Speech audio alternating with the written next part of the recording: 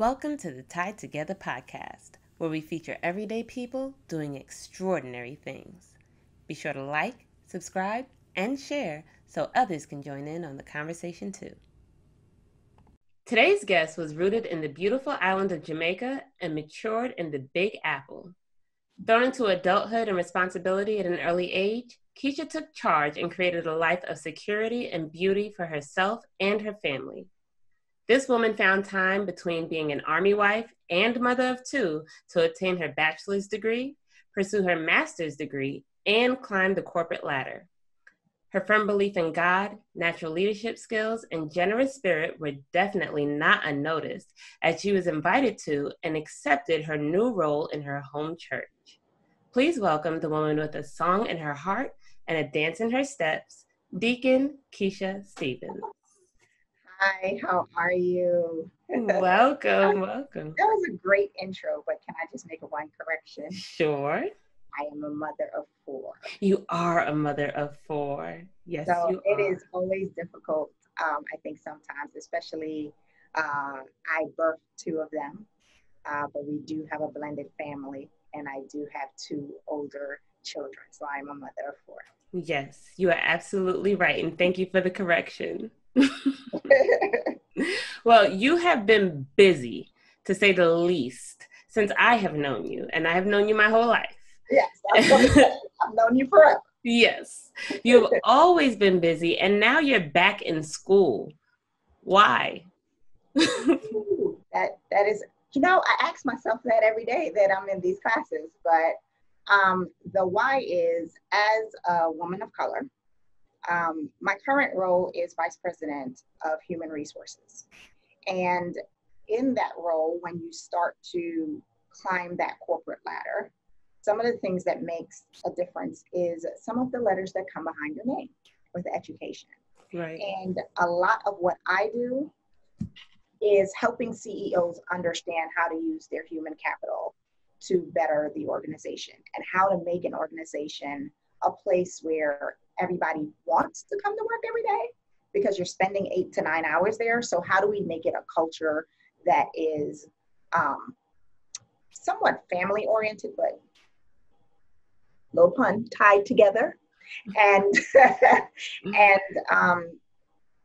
fosters and cultivates an environment of engagement, right? So to do that in a lot of my world means that I'm speaking to some people who cares about education. And so while I have 26 years of experience in what I am doing, sometimes it makes a difference behind that. Additionally, why is I'm preparing for my future. I don't want to be in corporate America forever. And part of that means I want to transition to consulting and helping CEOs of small to mid-sized companies learn exactly what it is that I'm doing every day now, but from a consultative basis and coach them. To do that, you need some credentials behind your name. That's exciting. I can't wait for you to do that. That fits so much. It does. That's awesome. So a lot of people may look at the schedule that you have because you work full time, you have 4 children, and though most of them are grown, it's still parenting. You're married, you have a household to maintain, and then going into school to pursue your dreams. A lot of people may look at a schedule like that and say, well, not right now, maybe later, maybe when my youngest is out of the house. Why did you find it imperative to do it now and not just wait for a little while? That's a good question. I think it was, for me, the now was becoming more important.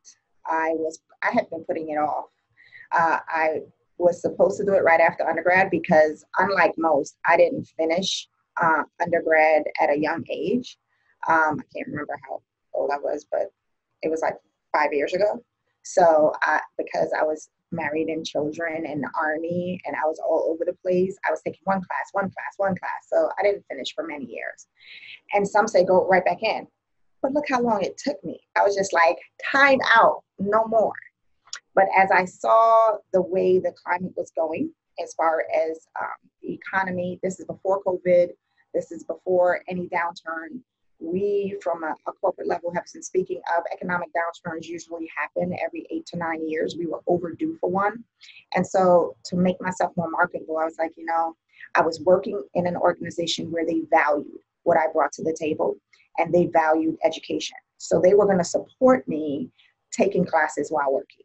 So I said, this would be the best time, because if I go to any place else, I may struggle in trying to balance my work and pursuing my higher education. So I started it, and then COVID happened. So, you can't predict the future. And there is no better time than the present. Sometimes, no time is going to be a good time, honestly. For the level of schooling that it is, there's never going to be a great time. Even if you're not working, it is so intensive that it's never going to be a good time. So no time like the present. Yep. I agree. You know me, I've pursued a lot of endeavors over the years, and my schedule is always pretty tight. And as a mom, I do struggle with mom guilt. Have you ever struggled with mom guilt, and how do you deal with it? Oh, I have struggled with mom guilt for many years. So here's what I believe it was: school, church, mom, dance, wife, house, and my two youngest, Rudy was in basketball and he played AAU, and we were all over.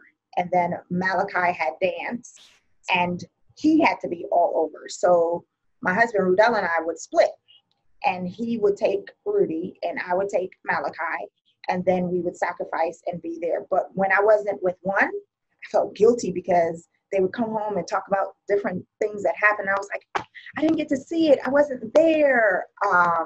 Or if I was spending a lot of time at church, then I was missing certain things. So there was always a guilt. But what I learned over the course of, Bella and I have been together for 26 years, married this year for 24. And what I've learned is I can't lose me in the process, right? It's very easy as a woman, a wife, a mother, a executive, a deacon, to lose Keisha. And I had to learn how to balance the guilt of not being there for everybody else to figure out how to be there for myself in the process. Because I started to go through this phase of forgetting who I was. Like, I went from, if we think of young age, being voted most popular in high school, in my senior year of high school, everybody knows Keisha, to being, oh, that's Malachi's mom. Oh, that's Rudy's mom. Oh, that's Rudell's wife. I'm Keisha, hello, right? So, and I accepted that, right? But then I started getting lost in it. So back to your question about mom guilt, I started to really accept the fact that I couldn't be there. But when I was there, to pour all of my time, my attention into them in that moment, not to be on my phone, not to be distracted by other things, but to be there in the moment for that time. And just come to accept that I'm going to miss some moments. But the time that I am there, make that the most valuable time. I'm the biggest cheerleader. I have the biggest mouth on the field. I'm the biggest mouth in the audience. I'm helping out backstage. Like, just be present and be there. And that kind of takes away some of that guilt for when you're not. Yeah. I think it's a normal feeling as a parent. I can't speak as a dad, but as a mom, it's normal to feel some kind of guilt when you miss something. I have missed countless basketball games because my job required me to be there on Saturdays, and that's the most important day. It's Right. like many other industries, Monday. You don't miss a Saturday. So I would be on video chat with my mom, trying to pick my son out in the little ants on the screen, and just watch his games and cheer him on. And whenever he gets a little break, I'm like, take the phone over to him. You do what you can. But of course, I felt guilty. But then, like you, I had to realize I can't be there all the time. And the moments that we are together, they'll be the best moments ever. Yes. And I made sure I kept routines, like nighttime routines when he was little, tucking in stories, eating dinner together. Even though I got home late, eating dinner together was an everyday thing, unless I was getting home at 10 p.m. But just keep those routines. And I think that really helped me, at least, with my mom guilt. Yeah. Yes, yes. So we started closer to the end of your journey, but I'd like to backtrack just a little bit. You were born in the beautiful island of Jamaica. Mhm. How old were you when you left Jamaica and came to the States? I was almost 9. Okay, okay. So you and my sister, and for the viewers, I know Keisha through my sister. They've been best friends since Jamaica. Since we were 5. Yes, which is awesome. You both moved to the same area and kept it going. So that's dope. Yeah, yeah, yeah. That's dope. We actually, so we lost contact for some years between there and junior high school. Saw each other across like the field. Was like, I know you, and we kept saying, I know you, and we just literally met back up, and it was like close again. And I came over to your house, your mom's house, one day looking through pictures, and I was like, that's me. This is you. Oh my God. Wow. So that's kind of like how that went. It's funny. I don't know that story. You guys never told me. I just kind of went with the flow. Like, Keisha's around. There she is. But that's dope. You see how when God does a thing, he just brought you two right back together. Yep. That's dope. Yep. So tell me, what's the experience like? Because America is pretty much a melting pot. People are from everywhere in this country. What is it like to leave your home and then come into a brand new country with people with different accents, different ways of life? What's that feel like? So scary, right? I Anybody that know me knows I am Jamaican to the core. I represent my colors, I represent my country every chance I get.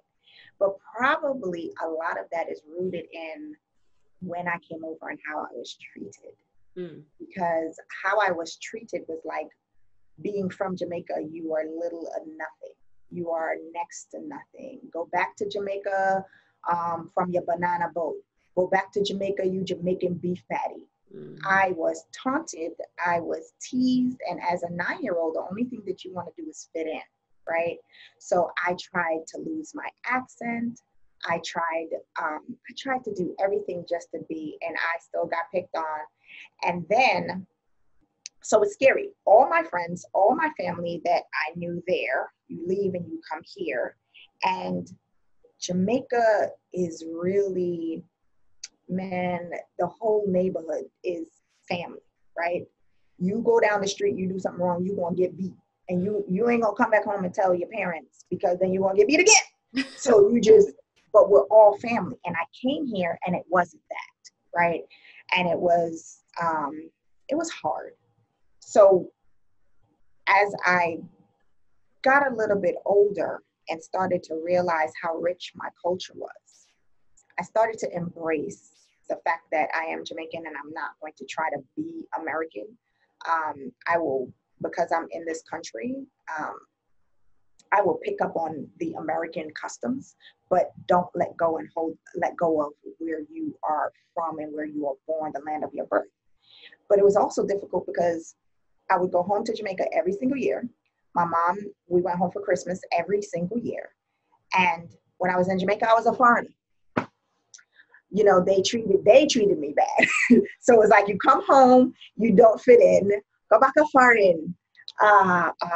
But then rap music came out, and then I became the total Slick Rick, Lottie Dottie. Keisha, come sing Lottie Dottie. Come sing Lottie Dottie.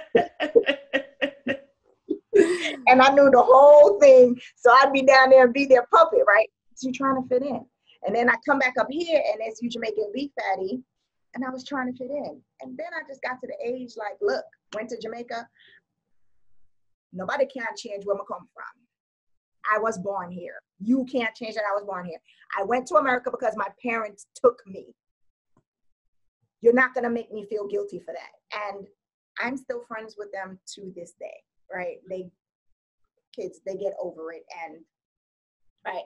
And then here it was, started wearing my colors, started embracing who I am. Like, at the end of the day, that is who I am.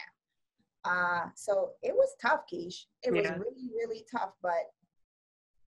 And I don't know how tough it is now. I'm sure that there's still resemblance, but it was amazing to me because by the end of my high school year, by my senior year of high school, everybody wanted to be Jamaican. All of a sudden, it wasn't the Jamaican banana boat. you all are singing Shaba and Beanie, and now everybody want to be, you trying to rock with you trying to hang with the Jamaicans. And so it's, I don't know how difficult it is now for people, but I have a younger sister who at the same age, she's here. She's with my dad, she's here, and she was trying to fit in. And as her older sister, I said to her, let me explain something. You are Jamaican, be proud of that, hold that. You don't have to change your accent for anybody, right? It'll naturally change because you're not going back, you're staying here, but hold on to who you are. But racism is real. You know, biases are real. So I understand the wanting to fit in, because whether you're Jamaican or Asian or Hispanic, people have biases about you not being from this country. And that person that is in the White House does not help the situation, because he exasperates the situation, right? The discrimination and the biases that people have. So I'm sure in some regards, the extreme, you know, the hatred is a lot larger. Then it was just kids. It was kids being kids and being mean to kids. Now it's a different degree of hatred. So I'm sure there are similarities, but I'm not really sure if it was worse then or now. Right. You would hope it's better now, but I don't know. That's interesting. I don't know either. I usually have, and I do have a lot of faith in today's youth. They are a lot more accepting than we were. When you look at children dealing with the LGBTQ community, they're a lot more accepting of them than when I was younger. Because when I was in school, and prior to that, the homosexual community would get beat up. They would be taunted. They would be chased down the block. And now you see more kids defending them. So while I don't know what the experience is like, as far as racism is concerned or anything like that, I'd like to hope that these kids are a lot more accepting, but I'm not sure. And, you know, it's not even that. I believe that they are. Like, and just from my children, I know that they taunt the fact that their mom is Jamaican and their father's from St. Thomas. So they share that with everybody. But even educationally, I remember coming here and immediately, without giving me a test, without giving me anything, they wanted to put me in a grade back. And my mother had to go up to the school like, no, you're going to test her. And once they tested me, I actually should have been skipped. So people have this this thought in their mind that people from third world countries are less educated. And sometimes that is far from the truth.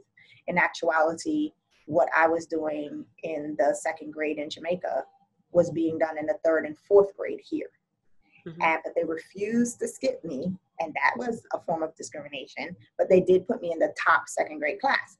And I literally, I'm 40 or about to be 45 years old, and I can still remember it. So there's some things that happen to you that you just never forget. I remember sitting in that classroom doing nothing, because everything that they were doing, I had already done in Jamaica.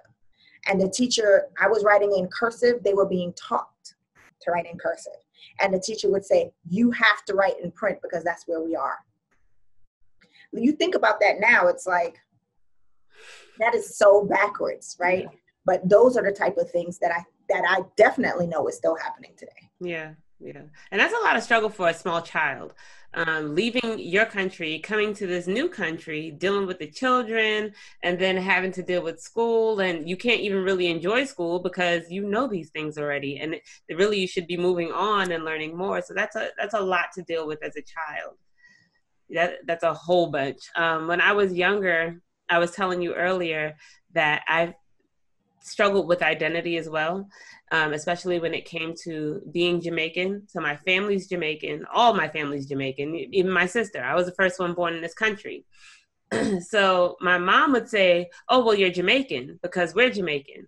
And then sometimes my family would call me the Yankee. I'm like, okay, I get it. I was born in this country. I'm the Yankee. But then when I go to school, I'm not American. I'm Jamaican. I'm like, where do I fit in? Which one of y'all are claiming me? Yeah. And I was born there, but in Jamaica, I was still a Yankee, you know. And it wasn't until, I think it's why I can turn on and off my accent so well, because I made sure that I can retain it. Mm-hmm. Right. So when I would go home, they'd be like, but you still talk like you just come from here. Yeah, I know. But those are the psychological traumas that we don't realize are traumas, Yeah. right? We just do it to do it, and we don't realize that it's actually because of a traumatic event that you do some of the things, the behaviors that you exhibit. Absolutely. Absolutely. So who'd you come up here with? Did you come up with both your parents, your brother? Mm-hmm. Both Well, of them? so I came with both my parents, yes, but my parents came first. So my parents came to make sure that they found us a decent place to live. And so I stayed in Jamaica with my grandparents for about a year and a half, which I don't have too much memory of. Probably blocked it out. My grandparents were amazing. Let me be clear. Malachi, my youngest, his middle name is Ashley, which is my grandfather's name, Ashley. My grandfather was the first man to ever spoil me. He's the first man to keep that bar up here that never fell. So being with my grandparents was amazing in terms of I was spoiled rotten. But it's still not your parents. You're away from your parents. And I know that it was traumatic for my mom because she was away from her babies. And Kavan, my brother, who's 6 years younger than me, if I was 8, he was 2, right? So she left him for a little while. So, and then when we came, because how it worked then, sponsorship is how you come. So my father's sisters who sponsored them to come. So we came and was staying with them for a while. Big house, but again, traumatic because her kids were more Americanized. And then they teased me for, my cousins still, treated me bad. And so I had all these trauma, and then my mother was like, "We getting the hell up out of here." And we found it, we got to go.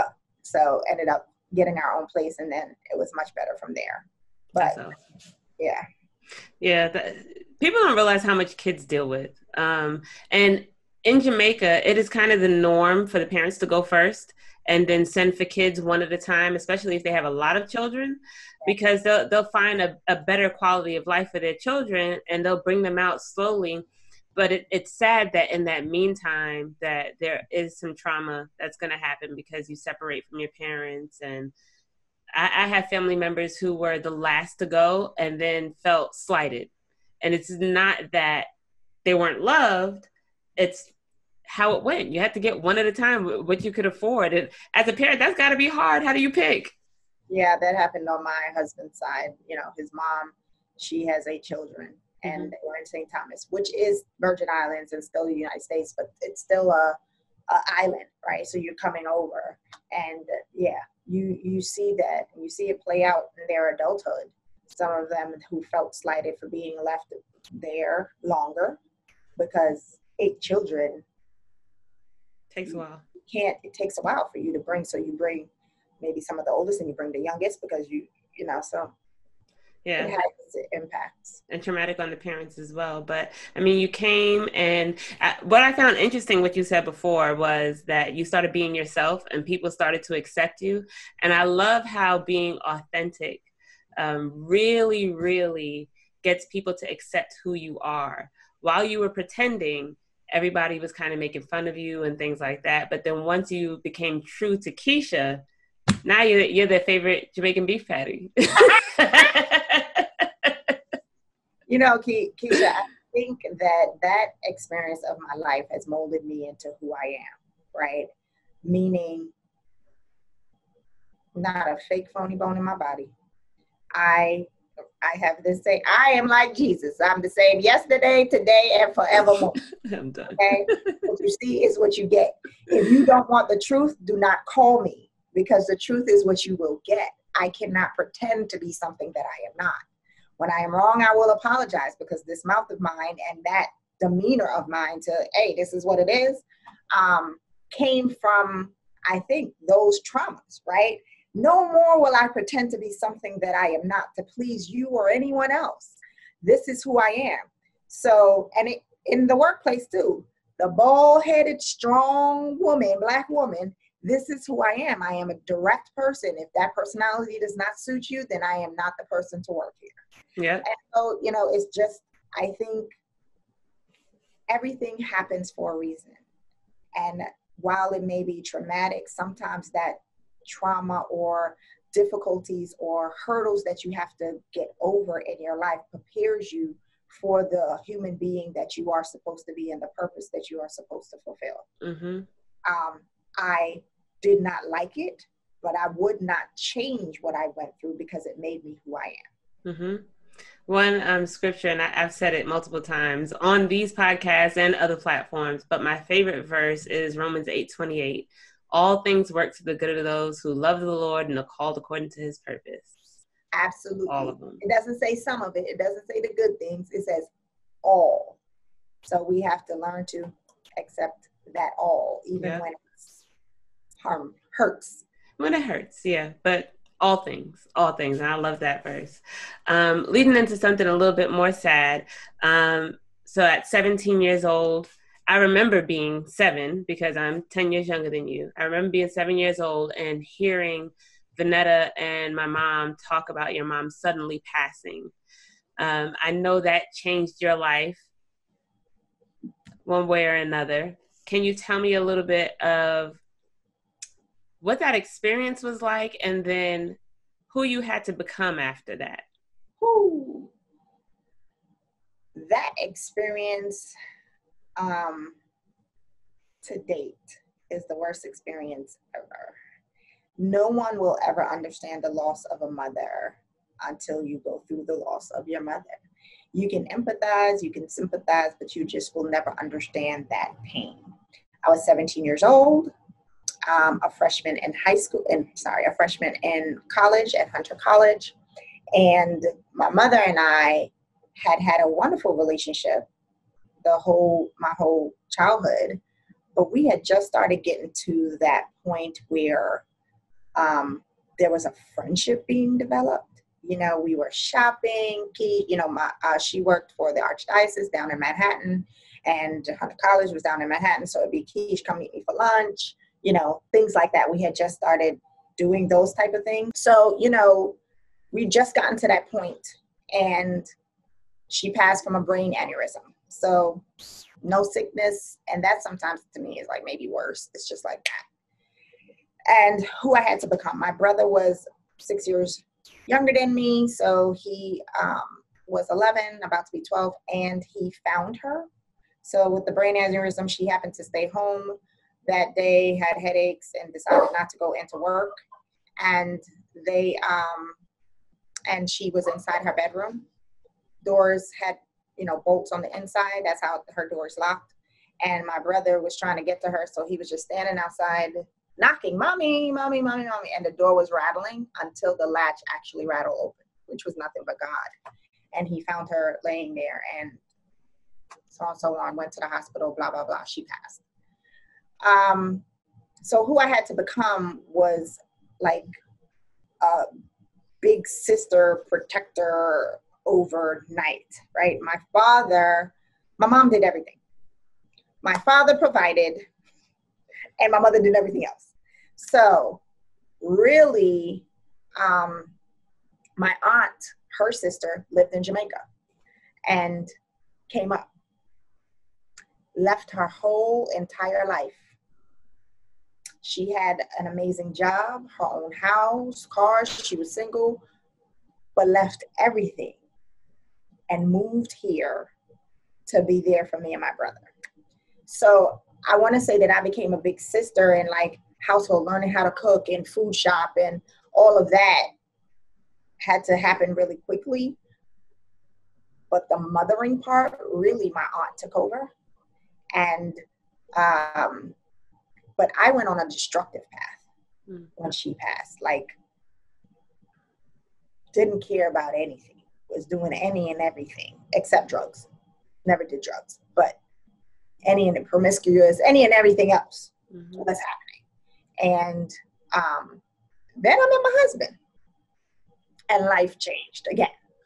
But in that, there was some trauma from my brother, because my mom, which was our world, we did everything together, right? We were always home because Jamaican parents, you know, strict. We ain't going nowhere. You can't go anywhere, right? You're always home. Yes. So we were always together. And now my mom departed, and within 2 years, I left to go with my husband. So now he's in the house with an alcoholic, crazy man known as my father. And so the trauma that he's experienced from that was significant. We talk about to this day. But let me tell you, therapy, this is something in the Black community that is like faux pas. It works. Yep. Okay. It is necessary. Yeah. And I went through it then, shunned it away because I didn't feel like I needed it. It was, you know, just Black community. But when I became an adult, I realized how many things from her death had impacted me and the choices that I was making. And through therapy, learned how to really self-reflect and accept. I learned how angry I was with God. Like, I was angry with God. God was God, right? You still went to church, but I was angry. Mm-hmm. And I didn't even know. And through therapy, I realized how angry I was because he took the person who meant the most to me, who did the most for me, who loved me more than anything on this earth. Why would you take her? And I would see my friend, I'm like, and this is horrible to say, and I'm still going to say it because I'm mean, you know, like, you took her, but you left him, alcoholic, abusive, don't care, don't want nothing to do. Like, he's in the house, yes, but, and you took her? Not that I want anything that, but as a child, it's like, what? Why would you do that to us? You know? And she was 37 years old. Wow. 37 years old. Wow. So it was a lot to deal with. And through therapy, I received through therapy and spending time with God about it, I got the healing that I needed. But that does not change the hurt. It does not change. Every single year I cry. There are times where I just have my kids know. Are you okay? Something happened, or is it your mom? That's something happened, or is it about your mom? Because I will just have a moment, you know, where she didn't get to see all of this. She didn't get to meet my children. She didn't get to meet my husband. And I see others with their moms, and I'm like, why didn't I get that moment? So it was tough. Yeah. I can imagine, as you know my mom, so my mom's still here, so I don't know that feeling. I have seen you two, or heard you two talk on the phone. Well, I heard you two about to get on the phone because she doesn't sit in public while she talks to you, because she's lost her mom, and you two, you sit on the phone and she consoles you the best she can, and she needs consoling sometimes too. And my mom is a full-grown woman, and she still has her moments. That is not to say that, as you said, healing does come. You do feel better after a time, though you still deal with the pain from missing them. Though I cannot relate on the loss of a parent, I can relate with the anger with God. When Makai's dad died, I wasn't angry with God at all.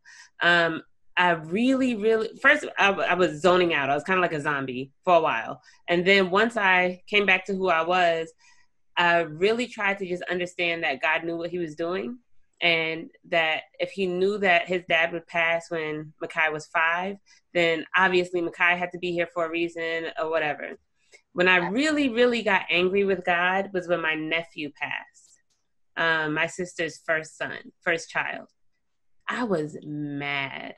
I was so angry because here I am, a teen mom, unmarried, didn't go to college, doing everything inside out, not even backwards, right? I remember. Okay? Do it inside out. And here's my sister who left high school, went to college, graduated, got married, and then decided to have a baby. My sister that I used to play with. And now she's on somebody's table getting a C-section and the baby's not going to make it. I was angry. And it took a few months and for me to express my feeling to my sister. And it was her that had to tell me not to be angry. The mom. But oh man, I was angry. And I wasn't talking to God as if you could do that, right? I wasn't talking to him. I was like, we try. Right. I'm like, I'm not talking to you. Sorry. I don't want to hear what you have to say, but I can understand the feeling of being that angry and then coming out of that anger. I'm sure there are people that are maybe right now dealing with anger with God. What would you tell them to how to come out of that angry feeling with God?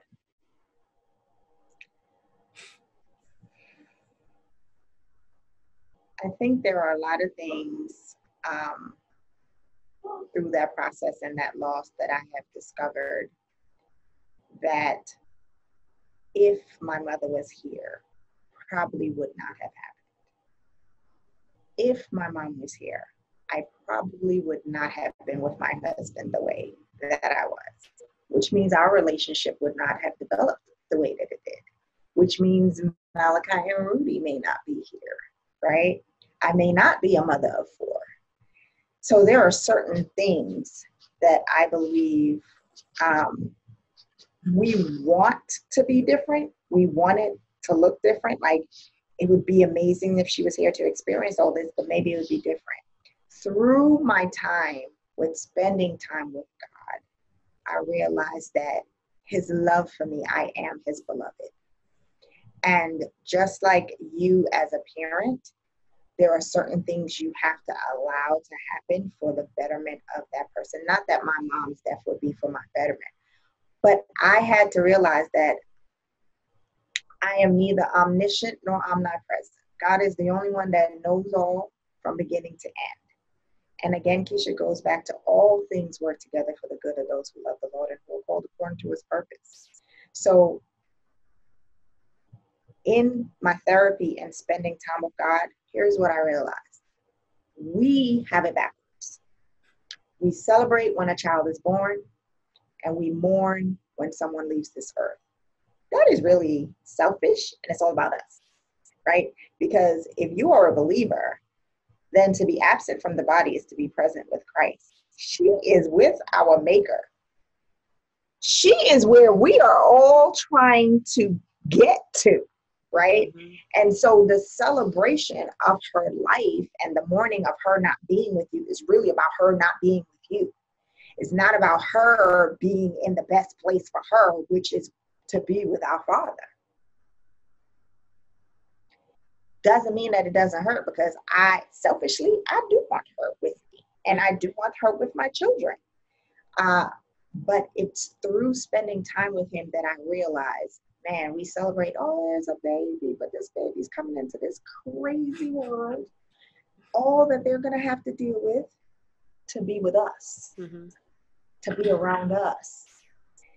It really is a selfish place. And I can't say that I wouldn't want to be selfish. To have her here with me one more time. I can't say that I don't. Yeah. But it doesn't hurt as much when I think about it in the terms of where she is and how she's being loved, right? Yeah. And how we are trying to live a life. Because I tell people all the time, because they try to take me there. I'm just trying to get to heaven. Mm-hmm. You trying to stop me right now because you want me to go a little left, but I'm trying to get to heaven. I want to see my mother. Right. Okay. So yeah. No, I'm with you on that. Last year was the first time that I could be happy for Sean, for where he is now. Because I was angry with him too. I wasn't angry with God. I was angry with him. Like, you left me by myself. This is a 2-player game. I do not want to play this game alone. So I was angry with him for a long time. But I did get to the place where I was really happy for him because his life was pretty hard. And now he is chilling. He's good. So I'm happy for him. Happy for him. So I and shout out to your auntie. Yes. Shout out to your auntie. Auntie is the GOAT. Okay. That woman and again, everything for a reason. My auntie doesn't have children. We became her children. My children know her as everybody calls her auntie, but that's their grandmother. She has played that role when I was coming up, and I would look at other people and I'm like, they get to send their children. I said it to her one time. And I was like, crying. And she's like, what's wrong? And I'm like, my friends who have kids in the summertime, they get to send their kids to their parents because, they'll take the kids for the summer or they take them. And I don't have that because my mom is gone, and that baby, that was the last time I ever said that. But she works, so she doesn't take them for the summer, but they go on vacation every single year for a week to 2 weeks, and she takes them. My kids have been to Paris. I haven't been to Paris. Okay. Malachi was in Paris for his 16th birthday. Hello. They have seen parts of this world through her that I can't, because for children, exposure is everything. Exposure changes their world. It opens their minds up to possibilities. Mm-hmm. And I praise God for her being in my life, because she has given me reprieve and she has given them exposure, and she has loved us as if she gave birth to me and my brother. And she is there for everything. She's there for every event. She's there in every which way. My auntie is the GOAT. She's the best. She is. I've met her, of course, but I've just heard so many awesome things about her. And to step in like that, God bless her.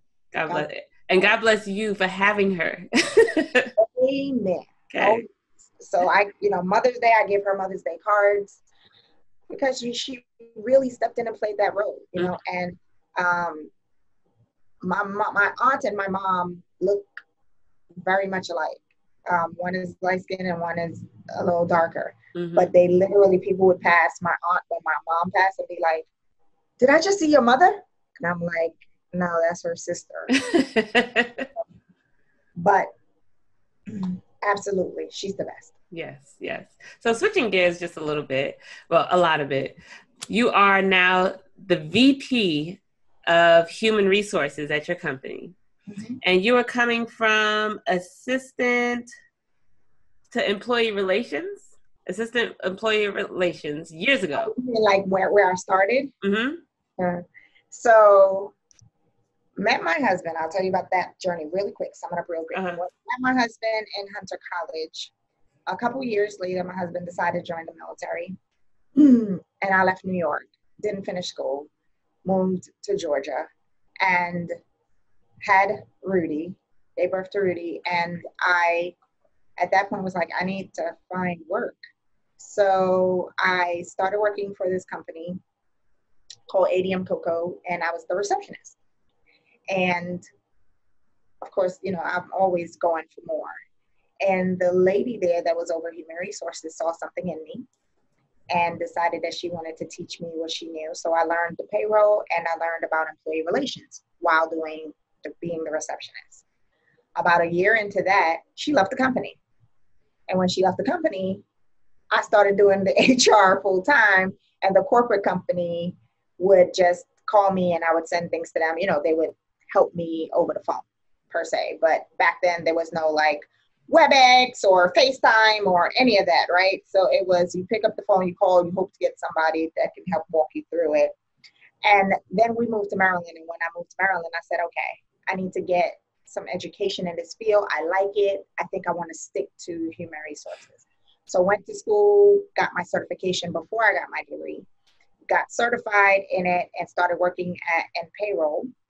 And then became a HR specialist. From there, went to another company, became HR generalist, then HR manager, HR director, and then here, vice president of human resources. Dope. So listening to that, and this brings me to my question, why? Why not just stay somewhere where it's just comfortable? It's got to be work. It's got to be hard. It can't be easy. Why move up? It's always work. Mm-hmm. So I operate on two principles, right? Character is what you do when no one's watching. Who do you want to be? Do you want to be that person that's just sitting back, lazy, taking advantage of everything or not doing what you're supposed to do when nobody's watching? That's not me. And then excellence. Always autograph your work with excellence. That's me. And in that, always autograph your work with excellence, It's work as though you are working unto the Lord versus working unto man. Mm-hmm. When people getting on my nerves on the job, ooh, I go, work as though you are working unto the Lord rather than unto man. Work, I say it over and over, work as though you are working unto, because otherwise then you're doing something for them, right? And I'm not. I'm doing something because I will forever produce excellence. And I'm working as though I'm working unto the Lord rather than unto you. When you do that, the people who you are surrounded by cannot help but to see your greatness. So in honesty, it wasn't like I was like, I am going to climb this corporate ladder. I did what I was supposed to do. I did it with excellence as though I was working unto the Lord. And I was rewarded for it. And I wanted them coins. Okay. So I was like, okay, well, how do I get more money? So each time it was, okay, I need to do this, and if I obtain these skills, this will lead to more money. Mm-hmm. If I obtain this education, this will lead to more money. And I'm doing something I like doing. Mm-hmm. I tell this to young people all the time. I don't care what you choose to do for a living. Love it. Be passionate about it. You have to do it for 8 to 9 hours a day. You should enjoy it. Otherwise, you're living a miserable life. I don't care how much money you're making. If you're going to be miserable, yeah. I enjoy what I do for a living. And I get paid a lot of coins to do it. Mm-hmm. And the reason that I get paid a lot of coins is because I produce excellence. And because I'm working as though I work unto the Lord. Yeah. Period. And people want greatness in their company. Mm-hmm. They want those that are going to produce greatness in their company. And if you're doing it for yourself, if you're an entrepreneur, you should be producing greatness for your clients or for whatever service it is that you are providing. That is what differentiates you from any competitor. Absolutely. Absolutely. So speaking of leadership, so listening to how you approach your job, you approach it, in my opinion, with a type of servant leadership. What is the difference for you between servant leadership and power leadership?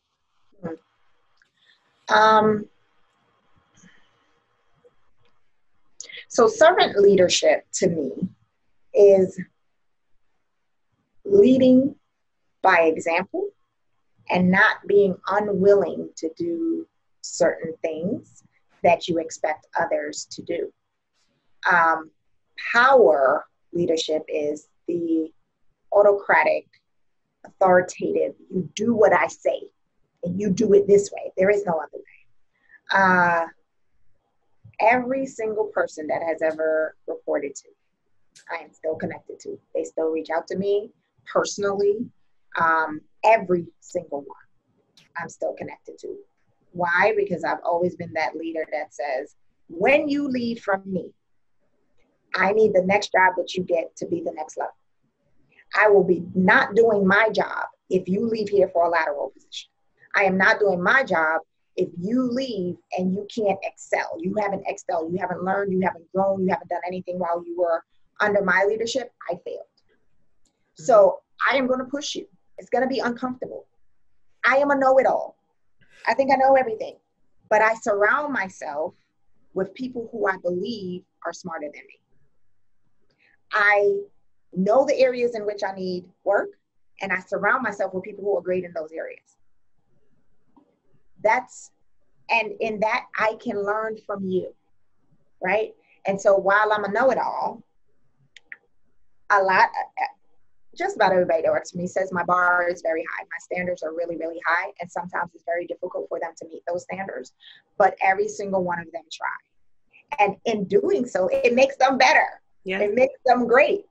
And so I think servant leadership is about serving those that are supposedly under you as if they are equals to you and helping to drive them to be better and greater because you all win. Yeah. Win together. I have 2 rules. for everybody that works with me. Number one, don't make us look stupid. Please. Don't make us look stupid. Mm-hmm. Okay? There is no you. You didn't make the mistake. In any company, HR made the mistake. When you on the HR team did something wrong, HR did it. We all did it. Okay? The second rule that I have is steal shamelessly. You heard me correctly. Steal shamelessly. We are not so brilliant and highly like that we are just going to come up with something that's so brand new, never thought of, never done.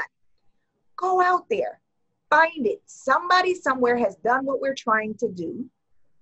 We're going to take from what they have done, incorporate our culture and what we do into it, and make it ours. Yep. I don't see why everybody doesn't do that, right? So in that thought, that means we don't become a team that'll be like, that's mine. It'll be like, Keisha, have you ever done, yep, here, let me send it to you. I did that at another company. Take it, see how you can make it better and how you can make it mine. We become collaborative. What everybody's coming from different experiences, different places, thoughts, ideas. Okay, now let's put it all together and make it work. Yep. Right? That's what I mean by steal shamelessly. People hear the word steal and they're like, what? HR? But it's really about just making yourself great or taking something that exists and making it even better for what will work for you, your company, your business, your school, whatever it is. Go out there and find what somebody else has done and say, well, you know, if they had done this or this, it could have been even better. Mm-hmm. Go do that. Yeah. And you'll be surprised who's willing to help you.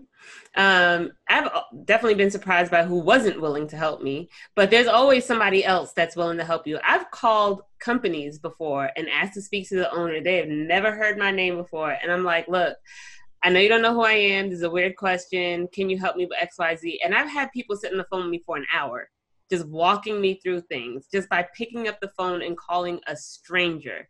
Or calling somebody in your company. You'll be surprised who's willing to help. Because for the most part, people like to show off. They like to show that they know something. So if you come to them humble, I don't know a thing. Can you please show me your wise ways? They will. I have had, and not for nothing, I have always tried to help anybody, but specifically people of color, to understand, learn, do better. So I've always extended my door, opened my door and say, it could be an off the record conversation, have a seat, let's talk, let's figure out what it is that you want to do with your life and how do you get there, right? Because surprisingly, I have gotten so many times that they're not used to seeing a Black woman at the C-level suite in a company, right? So I have often gotten people in my office who are like, I look up to you. I haven't even never had a conversation with you. What are you talking about? Yes. But, you know, I look up to you so much. I admire you. And I'm like, okay, but then we get into a conversation and they ask me questions about how I got to where I am. And none of it is without hard work, right? And sometimes this generation, they want the 144 character life. I'm just going to type 144 and that's it.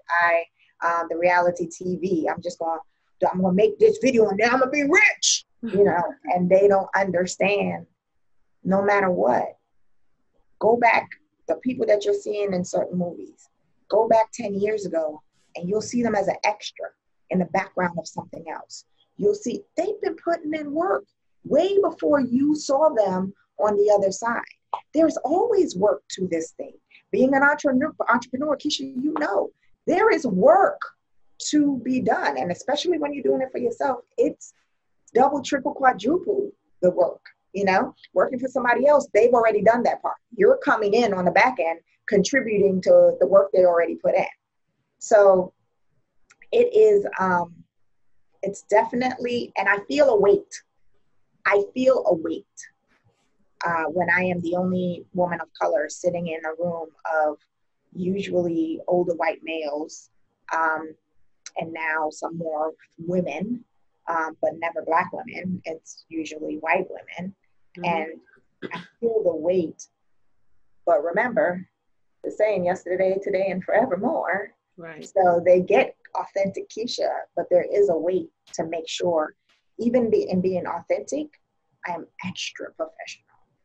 I am extra meticulous. I make sure all my T's are crossed and my I's are dotted, because I don't want to be the stereotypical Black woman who, come with the attitude. Named Keisha. Named Keisha. We need to Okay. talk about that. We need to talk about that. Because there's so much that comes with it. And being named Keisha, I remember that there was, when I was looking for a job, I sent in my resume to this job was perfect. Like, it literally, they might as well just taken my resume and put it on the job description because it was me. And I applied for it, nothing. I applied for it. And so I sent it in as Kelly Steinbach. And Kelly got a call. And in that moment, I said, well, I didn't want to work for this company anyway. Yeah. Because if you're that racist, I don't want you. Yeah. If you don't want me because my name is Keisha, then you don't want me. Yeah. Right? Then I don't want you, in other words. But it does have, Keisha itself has a connotation. Oh, yeah.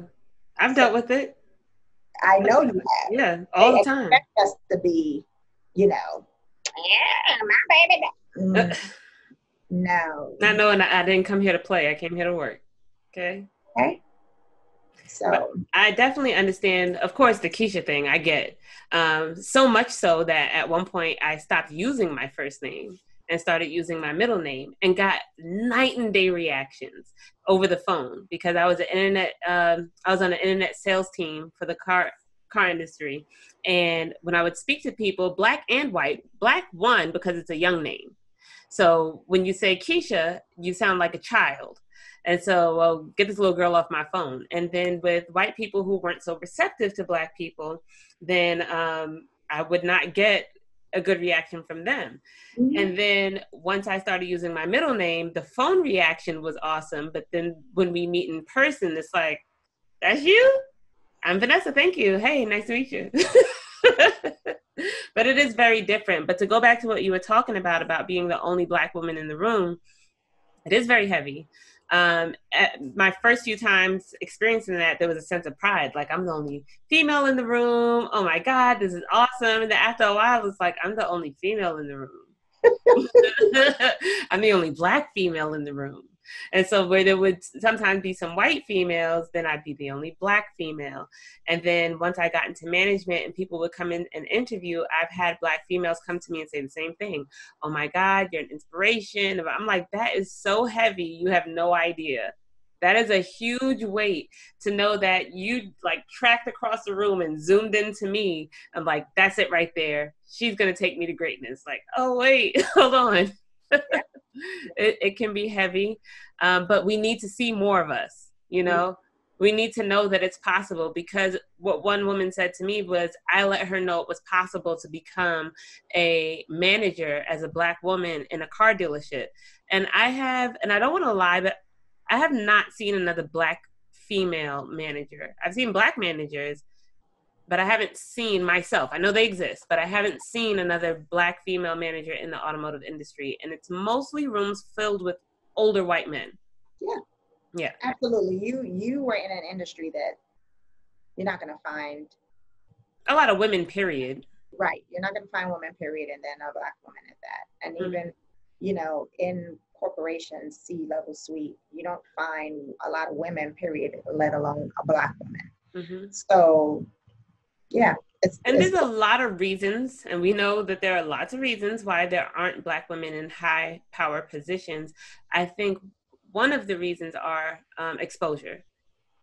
We don't believe we can because we don't see it. I didn't believe I could.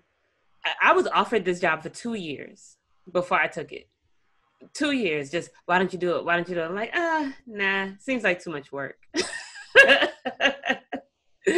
But the reality was that I just never saw somebody that looked like me in that position. So in my head, it must not be for me. It can't be. I'm not a white male. That's for him. But if we believe we can do it. Black women are the most educated women in the country. Come on now. We can do Because whatever. I feel there's a shift. There's a shift coming. Okay.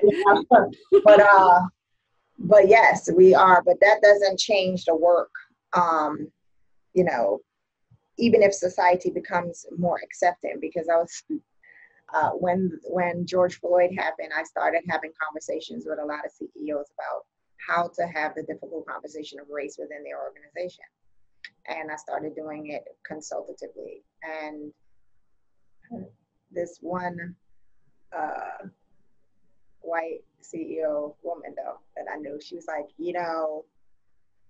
and not a racist bone in her body, but she was like, this is going to be something, because the people sitting around this table is going to be like, first you wanted us to go ahead and get the women in. Let some of the women in, and now you want us to let in the blacks? What you trying to do? And I mean, that's really realistically, because most of these are run by white men. Okay. And then, they may let in a black man. Now you want, okay, so we let in a woman. Now you want black and women and Asians and people. What's happening? But there's a shift. Mm-hmm. There's a necessary shift. There is. So there is. But all it does is take one, and then they be like, see, this is why we shouldn't let them in. Yeah, that's right. Yeah, you're right. You're right. Because we also become the representative. That's another thing that I've noticed. That I become, when I enter a room where I'm the only black person, I become the black representative. I'm like, whoa, I'm not representing all of us, and I don't have the answers to all your questions. What kind of food we like and what music we listen to. I don't know. Well, my answer now is, nor should I. Right. Anything, go and educate yourself. Right. Figure it out. And I want to say this to be forever. Yes, I want to say this to be clear on my end, at least, that I don't have any issue with white males being in any type of position of power. The problem lies in how unbalanced it is. Absolutely. Because you can look at the numbers, which I do look at frequently, because going back to, I think it was the last episode I aired, somebody told me that I'd be nothing more than a statistic when I was pregnant. And since then, I've always looked at statistics, and I always wanted to know where I fell in the statistics, because I don't want to be just a number.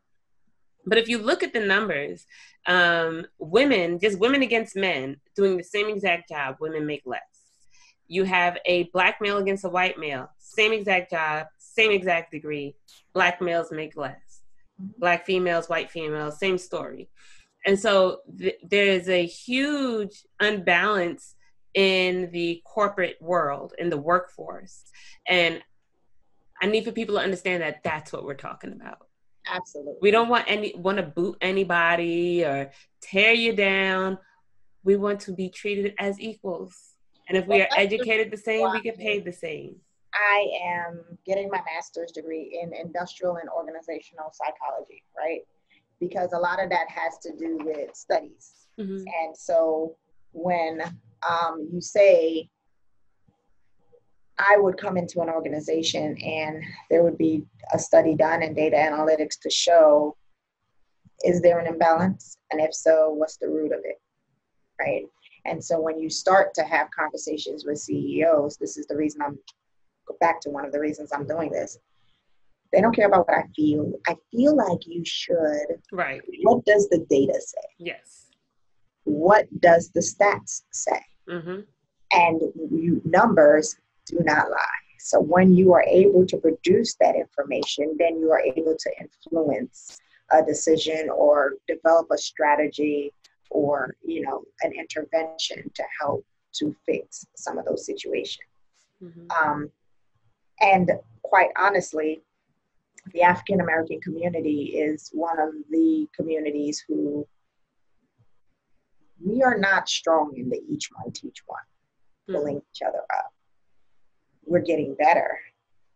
But there are other communities, other cultures, the Asian community, the Hispanic community. Listen, you let one of them in, they bringing in everybody, okay?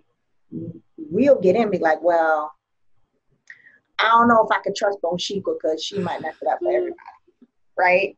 Right. But Jose don't care if he bringing Carlos and Eduardo, and he don't care what they've done wrong. They need a job. He gonna help them get a job. Mm-hmm. Well, we're not so forgiving of our past. And that is a part of the brainwashing that has occurred for so many centuries, right? From slavery until now, the house Negro versus the field Negro, right? Colorism. All of that. Colorism. Like, you know, you a chocolate queen. So you know about that colorism. All about it. So there's a lot that we need to get over, but it takes us, you, myself, and teaching our children to be different for some of that to change. But it's going to take time. It takes time, and it takes more of us becoming in positions of power and influence to show exposure, to show what is possible for our young people, because they're Malachi, they're the ones that's going to be making the difference, honestly. If the world looks anything like those two boys, I'm excited. Honey, I tell you, yes. Yeah, I agree. Yes. Yeah, we're coming to it. I never thought I'd be living through a time like this at all. But it's necessary. Again, all things work to the good, right? Absolutely. It's necessary. Let's see what it looks like on the other side. I'm excited to come out of your employment leadership. You are now also serving. You have another form of servant leadership. Now, you've been called to be a deacon, and it was a calling that you weren't just chomping at the bit for at first, but God told you to get in there. How do you know when it's God telling you to do something? Oh man, this one is I laugh because it took me a while to accept this one. And so my pastor, God bless him, Pastor Tyrone M. Thomas, he is an amazing leader, an amazing pastor.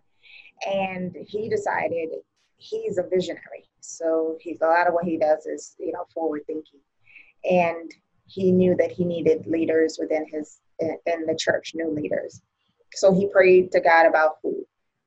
And so when he asked, I said, you sure? The guy said, me? And he was like, yes, Keisha. I said, well, I need to hear that from myself. I'm glad that he spoke to you, but I need to spend some time on my face. I need to spend some time. And he said, why are you resistant to it? You're already doing everything, which I was, right. Honestly, you already. I said, because. What were you doing? Tell us real quick. You were in the dance ministry. So I've been in church. I am the director over the dance ministry at the church. I've been in dance ministry forever. At every church, I attend Divine Dance Institute as a student, as a parent, and as the vice chair of their board. And so in every capacity, I was bringing Christ to people through movement. So I am a dancer, and I deliver the gospel of Jesus Christ through movement. So I would teach the kids through Bible study in the ministry, like living for God, already doing everything you're supposed to. Yeah. But the reason I was resistant, I said, church folks are a little different. They're a little special and can be extremely judgmental. And when you slap the title deacon on there, they all of a sudden have these different expectations that just jumped, right? And what Keisha is not going to do, the same yesterday, today, and forevermore, what Keisha is not going to do, at that time, I said to him, I need you to understand that in 2020, because we went through this in 2018, and I finished September 2019, right? It was a year-long class. And I said, what you need to understand is January of 2020, I'm going to Carnival. And I am going to play Mass. So Deacon Keisha is going to be in her get up and her stuff. If you don't know what Carnival is, Google it. Google Trinidad Carnival. Okay. Great time. And people are going to be like, but you're a deacon. Yes. I love God. I worship God. And my culture is about dancing, and there's nothing sexual about it. If you do your history, you understand from Africa, the way that we dance was danced in weddings, funerals. It's a form of celebration. It's a form of grief. You have to know and understand your history for you. But when you see someone in less clothing, you automatically go to sex. Well, that's your issue, not mine. And so it was a difficult one for me to accept because I didn't want the judgment that was going to come with certain things that you may see that you don't understand, but you have a box that you are going to place me in. And I don't want to be placed in your box. Mm-hmm. And I'm trying to get to heaven. So I'm not trying to have to cuss out no church folk. You know what I'm saying? So that was my resistance to becoming a deacon. And my pastor, in all his brilliance, gave me a good conversation about Jesus and Jesus coming to shift culture and change culture. And, I prayed, I laid on my face, and God said, this is what I'm calling you to do. And the role of a deacon is contrary to what most people think. The role of a deacon is to help the pastor with the operations of the church. It's what they're to do. So he is not supposed to be worrying about the structure of how the service is going to run, people coming in and out, how the church is operating, whether or not the bathroom has toilet tissue, whether or not it's clean. That's not what he shouldn't be thinking about any of that. That's the role of the leaders, the servant leaders of the church. And so once you really start to understand what the role of a deacon is, how do you say no? Right. It sounds like you've done this before, though, in different facets, in different parts of your life. It's not new. No. It's not new. And I love that about a calling, about a purpose, is that once you find it, it just makes so much sense. It's Absolutely. Like, duh. Absolutely. Once you know the calling and purpose on your life, and then sometimes you have to realize that there are certain calls that are seasonal. Mm-hmm. You are called for a season to do a certain thing. Yeah. And when that season is up, it'll become clear. It's up. Now it's time to transition. And then there's lifetime calls, right? Same thing with friendships. This is what I try to teach Malachi. Some friendships are seasonal. And when it's over, it's over. You need to let it go. And then there are lifetime friends. There are friends and there are acquaintances. Mm-hmm. And when people show you who they are the first time, believe them, Maya Angelou, and keep it moving. Mm-hmm. If God removed them from your life, it's for your good. Yes. Don't try to hold on to something that is not yours any longer. Yeah. And it's a hard lesson to learn, but yes. One you have to all the same. And you'll learn it one way or another. One way or another. You will learn it. But I love that, once I found my calling, and I was resistant as well, because it wasn't as shiny as I wanted it to be. I'm like, that's not what I want. That's not what the calling I put over my life, Jesus. So I'm going to need you to get in line with what I asked for. And God just made it very clear. And even though I was trying to pursue the thing that I thought I wanted, but I didn't really want it. I wasn't even working hard towards it. I wasn't doing well at it. I was like, you know what? Maybe we'll try this God thing. And then once I got into it, I'm like, all of this makes sense. I mean, all of it, all the hard times from my past, and it just all made sense to be in this moment. Mm-hmm. And I think once whoever has not discovered their calling, because I don't think you need to find it, it's right there. Once you open your eyes to your calling, you'll just be like, wow, it was right there the whole time. You just have to say yes.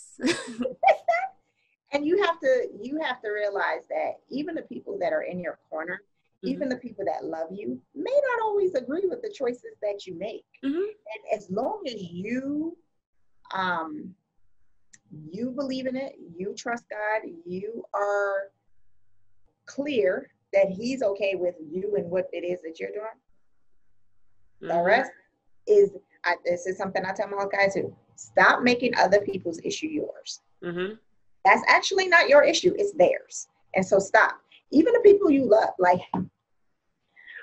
mommy did not like when, mommy, your mommy, did not like when I went to Trinidad. She was like, no, tell a kid, no, I don't like that. I don't like that. And I was like, it's okay, mommy. I love you. You know how conservative she is. Yes, right? Because, you know, honey, baby, I worked for that body. I was posing, okay? And mommy, Renetta was like, mommy, look at Keisha. And she was like, no. I can see her face. But why? But why? No, Keisha. And I was like, sorry. And no, like, didn't hurt, wasn't upset. Like, I understand. I know how conservative she is. So for her, it's like, you're a deacon. You're a mom. Don't put on some clothes. Yes. Yeah, she's a mess. That type of judgment we're all right with. We know where that comes from. Yeah. It's just from love. Yes. Just from love. Yeah. Well, Keisha, I think your story is just really just amazing, and where you've gotten to from where you've come from is a miracle, but you've definitely put the work in. You put in the work. And before I get to my last question, I want to ask you this. Where does the drive come from? And if there's somebody that is just lacking drive, lacking motivation, if you could come up with some kind of secret sauce or something, what would you say to them?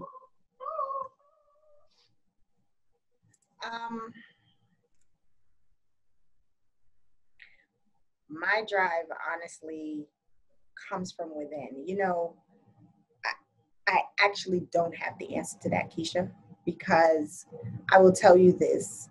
When I look back at some of the things that I've overcome or gone through, when I look back and reflect, I'm like, how did I do that? But in that moment, all I know to do is to move forward. Put one foot in front of the other and move forward. I have, through therapy, learned it's okay to cry. It is okay to feel bad about a thing for a moment. You take the time to reflect, to hold it, to let it out, to cry, to curl in your bed, but you cannot stay there. You have to put one foot in front of the other and keep moving forward. I have learned that God is no respecter of persons. So what He has done for one, He will surely and gladly do for me. And so I plead and I ask Him to help me, give me the strength in that moment, and I move forward. But there are always people, you know, your sister I have been friends with for so long. She is one of those individuals that she's a lifer, right? And that I have no secret, right? To try to always have somebody like that in your corner, because when reflecting, you know, Vanetta is one of those people that'll be like, do you remember when you boom, boom, boom, boom, She boom? does. And I'm like, oh yeah. And she's like, yeah, you did that. Yeah. And that girl can do it again. Yeah. You know, because sometimes you forget. And in the moment, I think my drive is just, I've got to survive. I've got to keep moving forward. I've got to keep going. And I don't realize all that it's taking for me to do what I'm doing. Even coming over, you know, from my mom's death, sometimes I reflect on certain things like, man, I should be dead, you know, with some of the things that I have done. But then how did I get over that? How did I get past that? One foot in front of the other. That's and it. just keep moving forward. Yeah, I agree. I'm of the same train of thought. Just, there's a big goal, but just one step in front of the other. And I find it interesting when you brought up that it's okay to cry, because I didn't cry for a very long time. You're just not going to catch me crying about something. And when I was going to my therapist, she would ask me, when do I cry? And I told her that there's no time. She said, what do you mean there's no time? I said, I don't have time to cry. I have to cook dinner. And she's like, so when do you do it? I said, I'll schedule a time. Something sad, and I legit would. Something sad would come up. I'm like, but I still have to cook dinner and wash the clothes, so I'll cry at 9:30. She's like, you can't do that. No, and Miguel, my husband has said, 26 years he's been with me. He said to me just recently, he said, in all the time that I have known you, this time since from March until now is the most I have ever seen you cry. Mm-hmm. Honey, this COVID, masters, changes in people's lives and jobs, death, can't go to the funeral, blah, blah, blah. It's heavy. It is heavy. And I had to create and do, you say, what gives you that drive? I had to create things that have make sure I knew. I surrounded myself with people that I can make an outlet. While I was doing my studies, I created a vision board that sat in front of me and told me, you are bold, you are beautiful, you are smart. Because the class that I was taking, honey, I thought I was the dumbest thing on this planet. Okay. Statistics, it's the devil. It is the devil. All right. But I had to put affirmations to remind myself, victory is yours. The power of the Lord is your strength. Like, I do those things. And then one day I sat down and I cried and I cried and I cried and I cried and I cried. And I could not stop crying. And I sat there and I said to myself, you are not okay. The weight of everything that's happening, and the marches were happening, and I'm a protester. Mm-hmm. Okay. When Eric Garner was murdered, I went by myself because my husband was away. I went by myself down to Washington, D.C. to protest. I'm a protester. But baby, we're in the middle of a pandemic. I wasn't going. Right. Which was another weight because I wanted to. And then right. Malachi wanted to. And I'm like, no, Kai, you can't. And so that was another, I was like, you're not okay. I called Mac EAP for my company and I scheduled a therapy session because like, I am not okay. You have to recognize when you are not okay and seek the help that you need in order to move forward. Yeah. And after seeking that help, I am moving forward. Yeah. Okay. Trouble don't last always. Amen. Joy will come in the morning. Mm-hmm. And so you have to remember that this too shall pass. That's one thing that every day I'm like, oh, this can't last forever. This is crazy. This is insane, but it won't last forever. The word tells me that joy will come in the morning. I'm going to go to sleep because I need some joy. I need morning. Mm-hmm. I'm going to bed. Right. Mm-hmm. So, and then also something that saved me is meditation that a lot of people don't talk about. I meditate. When COVID started, I had to meditate 3 times a day because my anxiety was like going through the roof, and I would go outside and just start breathing and start meditating until now it's like a natural thing. I could sit here right now and just start. Yeah. No, I'm with you. To learn how to breathe and get yourself. So you just have to figure out what's right for you, what works for you. But ultimately, whatever you're going to do is to forge you to move you forward. Yeah, I agree. And it's work to figure out what works for you. You have to try a lot of things that don't work for you. And then eventually you do. But I love that you talk about finding not just finding the time to cry, but just crying and feeling. And so now where I am in life is I will cry. I'll cry at anything. When I was younger, if I cried, my mom and my sister were like jumping up. What's wrong? But now you were a little like, I was. Anything, so it was. I definitely had this like big, huge wall. Something earth-shattering must have happened if Keisha's crying. Right. And especially at work. I'm like, I've already been through, so far in my life, the hardest thing I will ever go through, or have ever gone through, I should say. There's nothing at this job that's going to make me cry. Nothing. It doesn't match that. So that's not going to do it, Right. But I have learned to accept how I feel, especially the sad feelings, because that's the one that I didn't let come through. So if I want to cry, I'm gonna cry right here. I'm gonna cry in front of y'all. I'm gonna wipe my tears on your shirt. I'm just gonna feel how I feel, and it's freeing. It is. Because when you don't do it, you just sit with it. For me, I would dream about it and lay in my bed and think about it. So it's very freeing to just feel how you're gonna feel and just take it one step at a time. So I love that. Absolutely. Awesome. Awesome. Keisha, last question. What is a quote that you live by? What is a quote that I live by? Well, I gave you two. I know. So if we have one of those that's your favorite, you can repeat it, or if you have another one.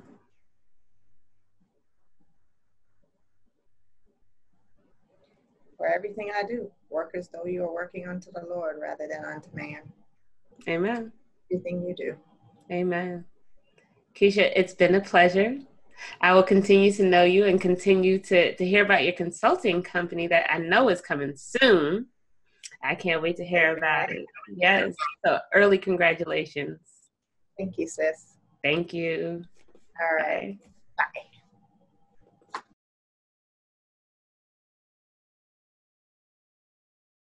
I think you really do have to, either have a passion in life. And for me, that passion was travel, that plant, the seed that was planted when I was young, looking at the world, world book and all these different places, the seven wonders. So either having a passion and just going for it.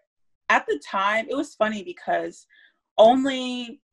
it looked like only rich people were really traveling. So think like 2005, 2006, 2007, it wasn't the same as it has been for the past like 5 years, where there's all these deals, there's all these like Black travel movement, madness travel, all these different you see all these Black people all over the world. Not 10 years ago, it was not like that at all. So, I just saw that, I wasn't passionate about teaching English and I wasn't passionate about Korea, but I just saw it as an opportunity because I was like, okay, we get 20 vacation days. I'm going to India. You know what I mean?